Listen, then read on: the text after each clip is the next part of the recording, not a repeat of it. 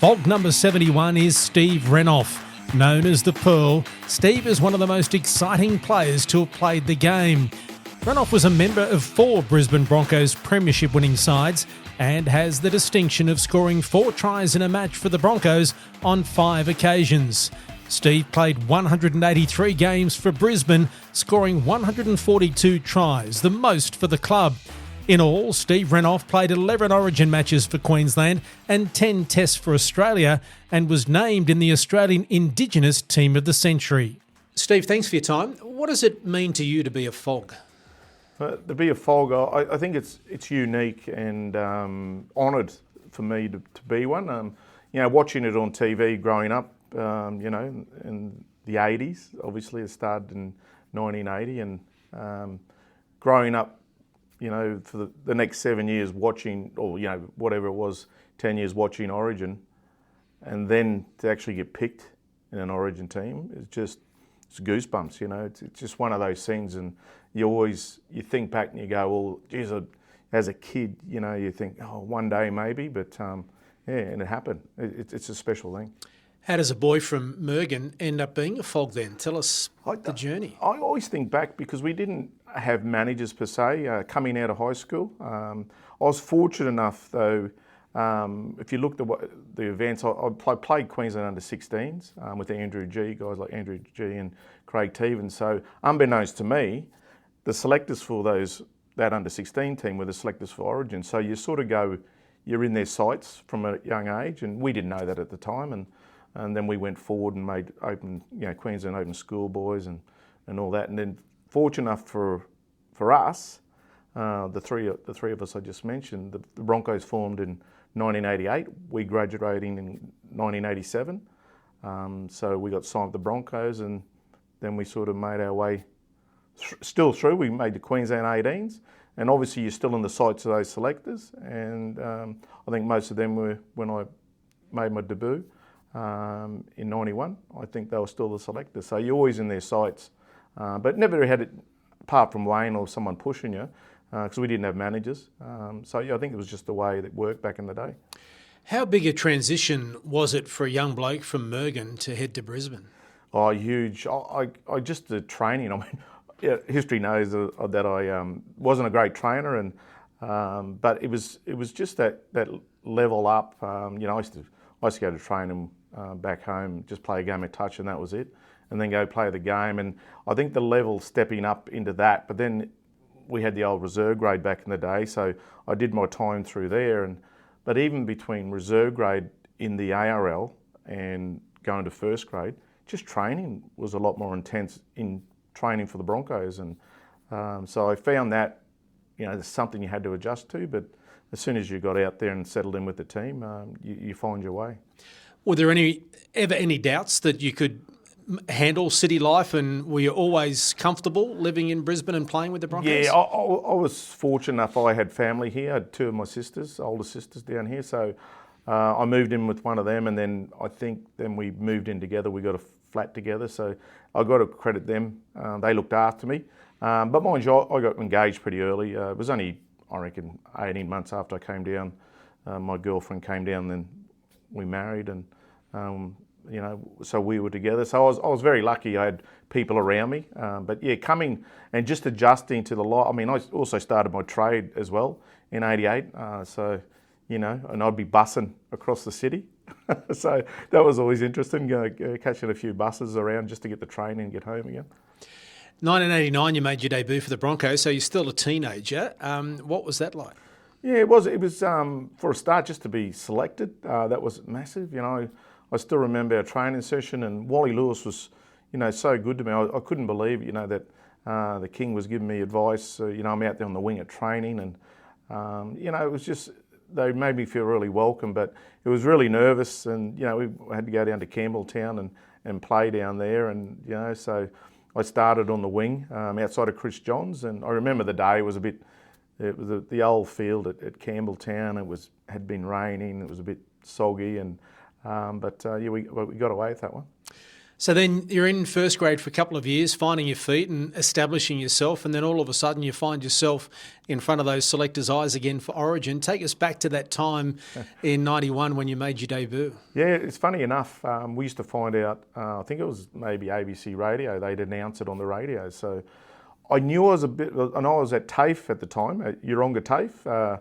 So I was doing my block there, and I remember driving home in my little Gemini, and I put the radio on because I just anyway, we all listened to the Origin team anyway when it was announced to see who made it from the Broncos or whatever, and I got picked on the bench, and I couldn't believe it, so it was very special, to have that happen, and I wasn't expecting it, but then you hear your name on the radio, being selected in your first Origin team. When you walked into the camp for the first time, what was that like? It was quite daunting actually. I remember Tosser Turner and running in the toss and just the way they did things, and I couldn't believe it. You get in all this gear, all this Origin gear. It was quite. It was for a young bloke.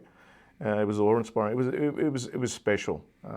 You ask any player, I still think to this day, if you get picked for your first Origin, you go into camp, and you're just waiting, because you're seeing all your idols, and my idol was Mal Meninga, and for me that was very special.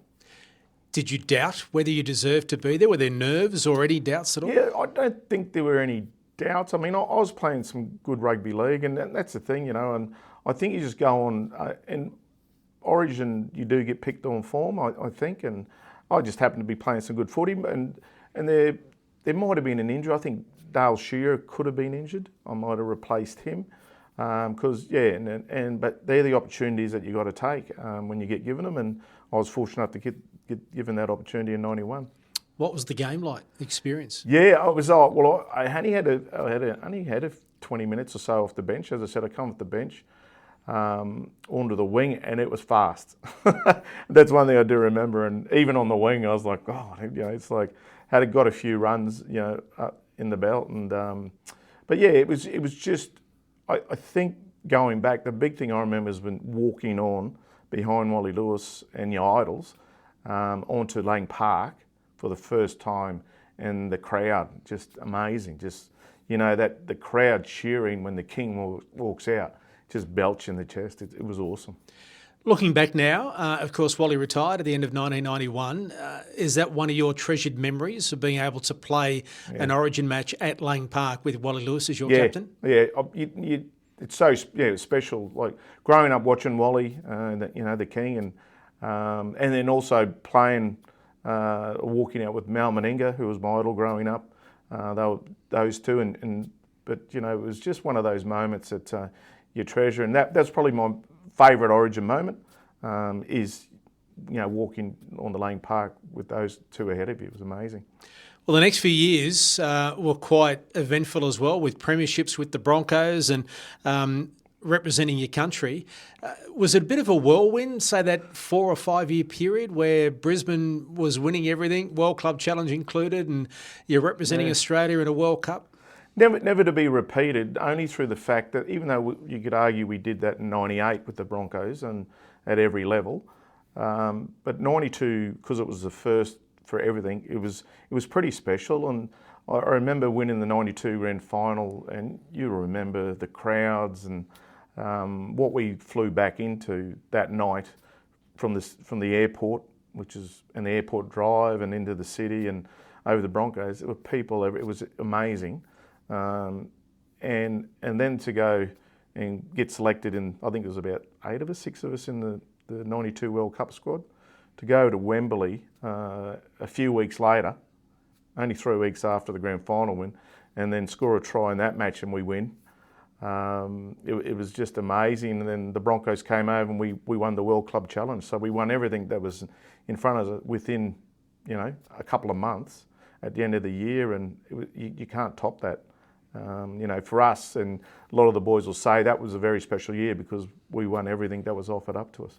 Why do you think, what was the chemistry? What is there anything about that time that makes it different from many others that you look back and say, well, these were the keys to why we were so successful? and this is basic. This is going to be basic footy stuff. But we obviously had arguably the best coach ever, Wayne Bennett, and we had a lot of respect for what Wayne was telling us and taught us. So that was built up prior to '92, obviously. That's the way things work, and but we had confidence and we trusted each other, and that was a big thing. So we were allowed to play what was in front of us, but we always knew we had a game plan to come back to, and Wayne really let us do that. Like Alan Langham and Kevy Wallace, I mean, come on, they just play what's in front of them most of the time. So I think we just ran off the back of that. Wayne was so good one-on-one, so he kept you up. At times, but we didn't have a bad year. I think we only lost 4 games in '92, and we won the minor premiership, and look, we had an arrogance. The arrogance was that we were confident.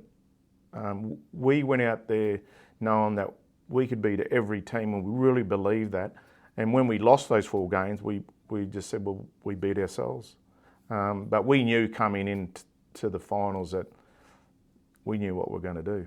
Funny. Well, how would you like to be the owner of one of these? A FOGS authentic game ball signed by Wally Lewis at the 2023 Wally Lewis medalist Reuben Cotter.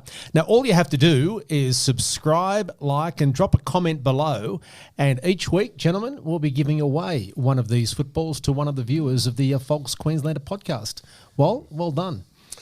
Well, it's good to be able to hand them on to the general public who like it, as long as we don't get blamed for breaking one of Mum's windows when they're kicking it around the backyard or tossing it around. Framed, but this will be framed in a nice Reuben Cotter's name. Wow. Do you know how to subscribe and like and do all that, Gilly? No? Oh. We can help you, mate. We can help you. Help me out, fellas. The 2 daughters can help you out. So we have one of these to give away each week until stocks run out, until Wally gets sick and tired of signing them and Reuben Cotter disappears. But just subscribe to our channel, FOGS Queenslander Podcast. Write a comment below and click that like button. Everyone goes into the draw, and we've got one of these to give away each week. What's it like having a moment in your career, an iconic grand final moment, the try you scored against the Dragons, spoken about to this day and will forever live in grand final history as one of the great tries. What does that mean to you?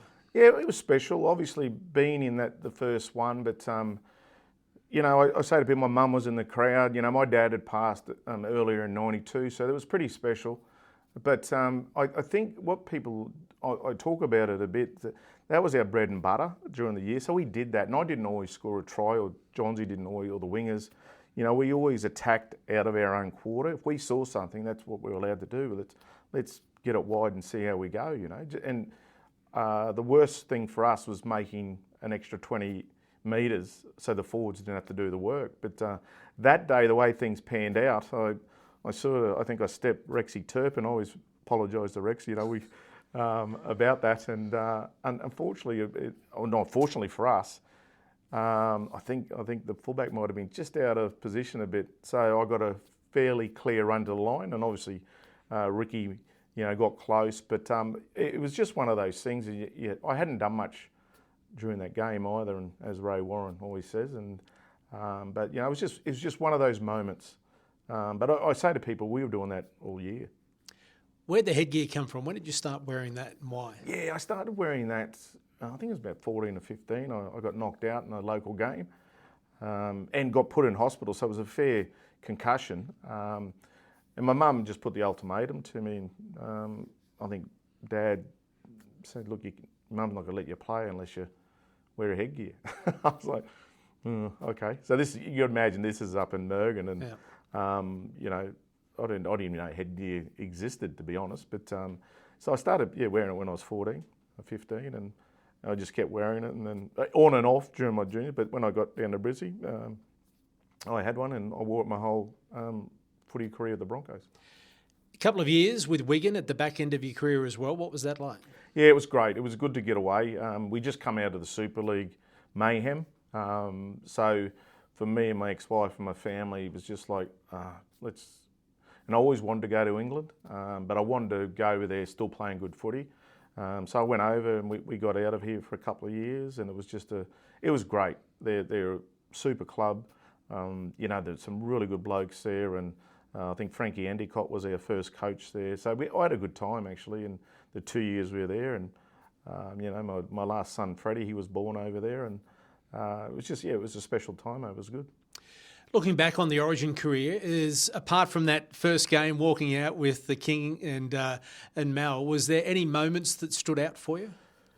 Well, that's obviously the big one, and I think just to win I didn't really win a series. I think I was only part of the 91, and then I think finishing off in 98, we won that series in Origin. Coached by Wayne Bennett and captained by Alan Langer. That was a little bit special to me because we had a lot of Bronco players in that team as well. And we got a bit criticised through that mid-90s because we didn't win series, and we wore the brunt of that because we had a lot of Broncos in that team, so we wore it at every level. But then to do it in 98, and that was going to be my last representative year, that's pretty special to do that under your coach, Wayne Bennett, and Captain Alan Langer. Who was your favourite player to play with? I have to be Alf, and obviously I always say Alf, yes, but I had a special bond with Kevy Walters, obviously. But you put them, they go hand in hand anyway. So, but yeah, me and Kevy had a special bond in what we did.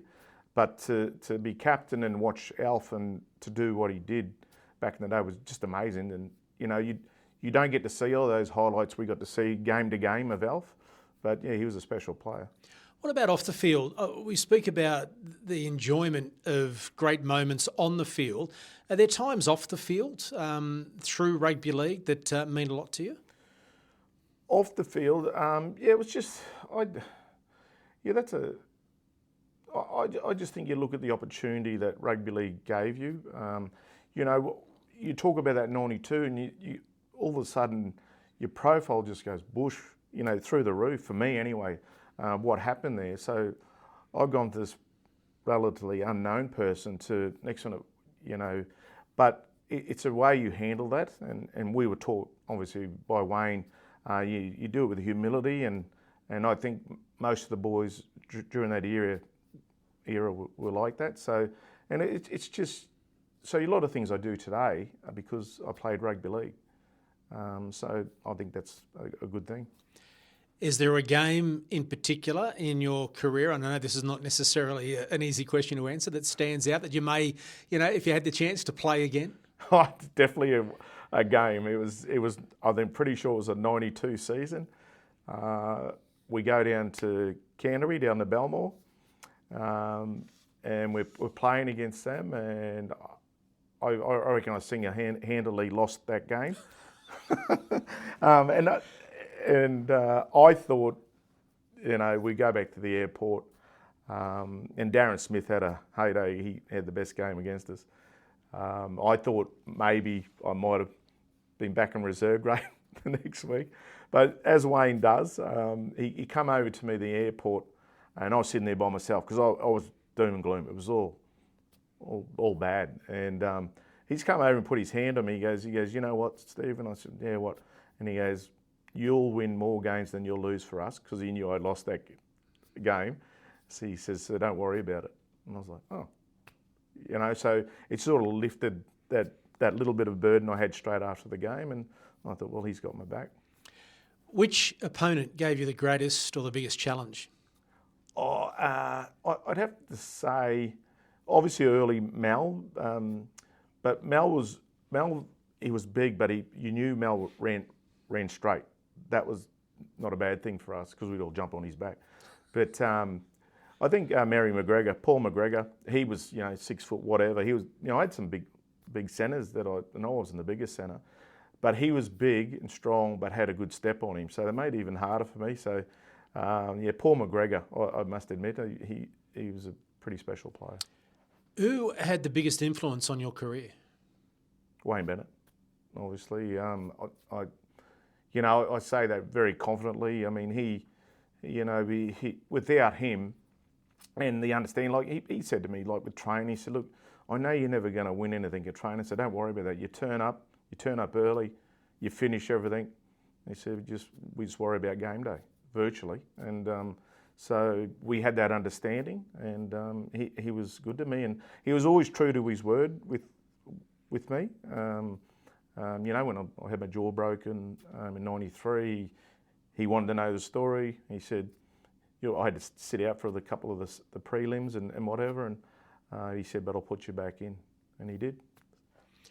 What about advice? What's some of the best advice you've been given, or advice you would give to young blokes coming through or young girls coming through now? Yeah, just enjoy the footy, enjoy the atmosphere, and I think we had that. So we wanted to go, you know, it wasn't full time at the start of our career, but then obviously from '93, '94 onwards, it became full time. But we enjoyed rocking up to Red Hill for training, and we couldn't wait to get there because we wanted to be together, and we had this unit. So, but Wayne would always say, enjoy it, because it's not there for long. Your career, you look back, goes pretty quick. Even though, you know, I might have played 12 seasons, it goes pretty quick, and you sort of look back and you go, I enjoyed every minute of it. Okay, looking back, how do you encapsulate your career? A young bloke from Mergen arriving in Brisbane as a teenager, you sit here now looking back on those, you know, 11 Origin matches, all the Test matches, the premierships. What are your thoughts? I was blessed. You know, it was just one of those things. I you know, right place, right time, and it was just one of those things. You know, I talked about it before. Graduated in '87, and Broncos started in '88. It was just like, not that I'm not into it was destined, but it was just one of those things. You know, you still had to work hard, but it was right there for me to take. It was up to me to make sure that I took that opportunity. Thanks for your time, Steve. Thanks, mate. Thanks for watching this episode of the FOGS Queenslander Podcast. If there's a FOG you want to hear from, leave a comment to let us know. And don't forget to like and subscribe so you don't miss any of our videos.